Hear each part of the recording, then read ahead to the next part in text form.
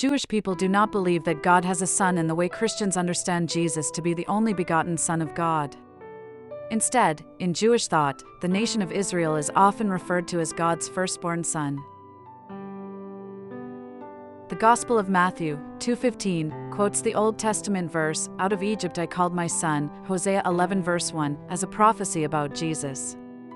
According to Matthew, this was fulfilled when Joseph, warned by an angel, took Mary and the infant Jesus to Egypt to escape Herod's massacre of the male children. After Herod's death, they returned, and Matthew presents this as the fulfillment of that prophecy. But in its original context, Hosea 11 verse 1 clearly refers to Israel. "When Israel was a child, I loved him. And out of Egypt I called my son." In Hosea, my son refers to the people of Israel being brought out of Egypt in the Exodus, not to the Messiah.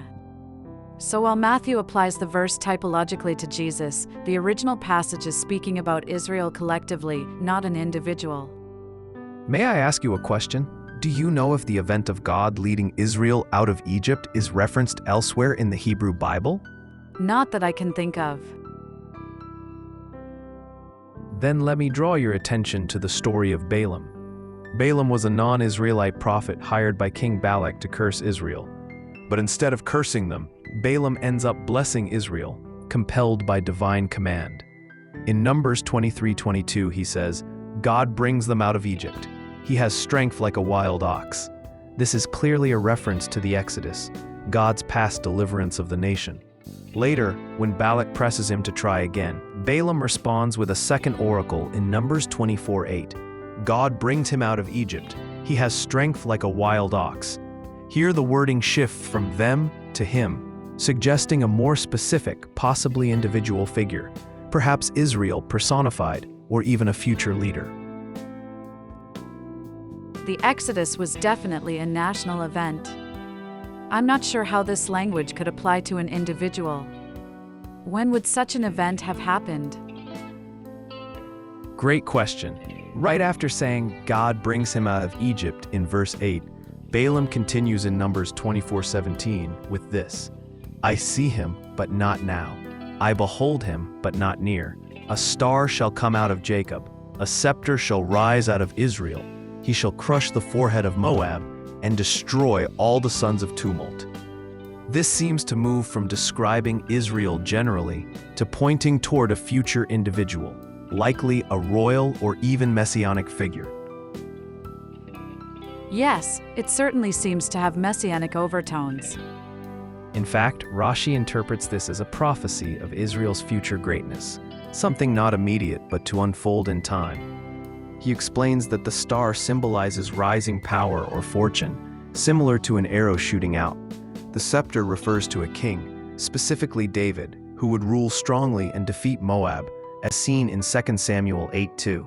The word crush, wakarkar, is understood as digging up or uprooting, indicating complete overthrow.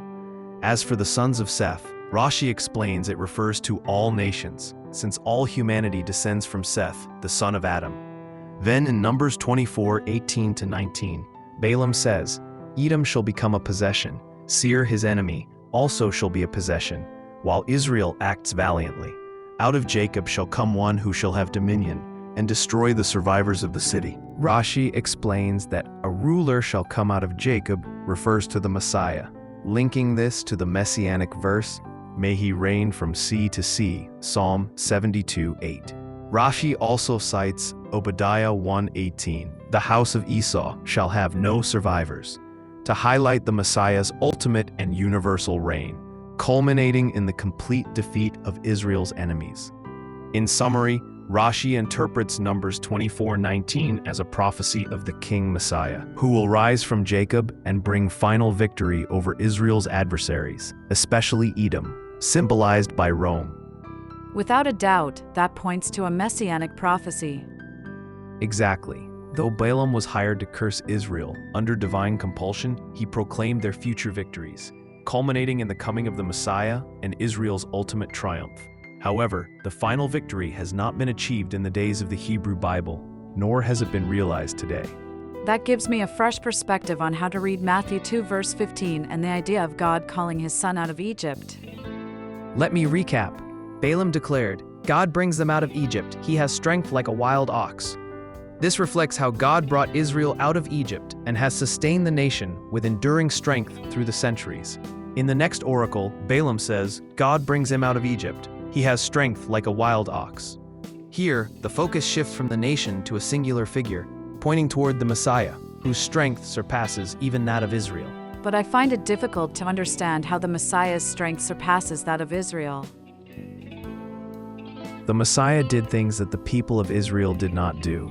In addition to performing miracles that defied the laws of nature, such as multiplying food to feed the multitudes, healing the sick and blind, and walking on water, he triumphed over death and Satan.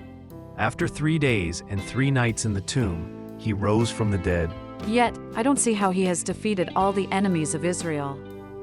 Israel has been surrounded by enemies for centuries. Though at times oppressed or defeated, the nation endures and continues to prevail. Its story is still unfolding each day. But I don't see the Messiah helping Israel to defeat the enemies. At this time, the Messiah has been fulfilling his role as the light to the nations. Multitudes of Gentiles have been drawn to the God of Israel, repented of their sins, and experienced transformed lives. He has already won the greatest victory, defeating Satan. One day, he will return to bring justice, avenge all his enemies, and bring about the final and complete defeat of Satan. Again, I have not seen the Messiah's revenge yet. God's work with Israel is not yet complete. The final victory has not been seen. However, the Messiah will bring about that ultimate triumph. This is the hope of Israel.